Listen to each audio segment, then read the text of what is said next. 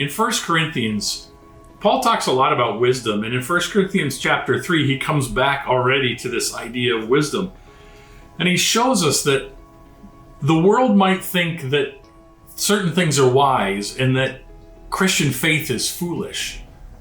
But he tells us what we really need to understand is that God's wisdom is going to be perceived as foolishness to others who don't know him, who haven't become his people.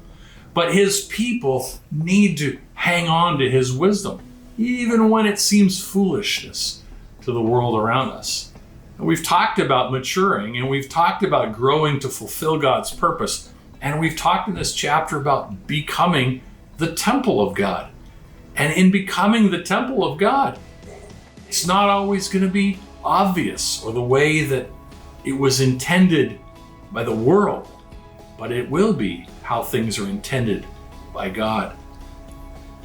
If any of you thinks you're wise by the standard of this age, you should become fools, so that you may become wise.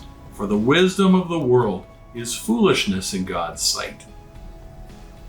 It is the whole point that sometimes the world has big plans, but they're not God plans, so they're not what we need to be doing.